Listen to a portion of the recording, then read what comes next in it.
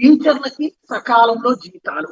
ఇది గతంలో జగన్ ఇవ్వలేదు కాబట్టి ఆ టీచర్లందరూ ఆందోళన బాట పట్టారు. ఆ పైన ఆ ఉద్యమం సీరియస్ అయింది. ప్రభుత్వం అణచివేత ప్రయత్నం చేసింది. ఆ ఇంపాక్ట్ తో వాళ్ళు మరింత తిరగబడ్డారు. వాళ్ళకి మిగతా ఉద్యోగులు తోడయ్యారు. ఆ పైన జగన్ ప్రభుత్వం పక్కకెళ్ళింది. తొలినాళ్లలో టీచర్ల ఉద్యమాన్ని లైట్‌గా తీసుకున్నది ఆ ప్రభుత్వం. ఆ తర్వాత పెద్ద దెబ్బయింది.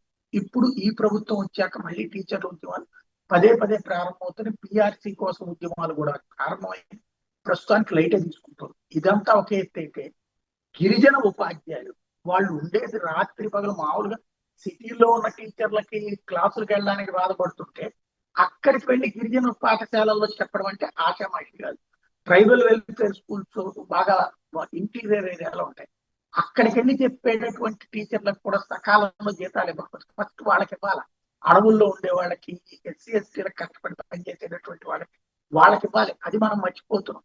ఇప్పుడు 2 నెలల నుండి వాళ్ళకి జీతాలు లేదంట. ఆ జీతాలు ఇప్పించని మరుగో అని అడుగుతున్నారు. ఈఎంఐలు కట్టుకోవడానికి నానా తిప్పలు పడాల్సి వస్తుంది. అప్పులు తీసుకోలేక ఇబ్బంది పడుతున్నాం అని చెప్తున్నారు. ఒకసారి ఆలోచిస్తే బెటర్.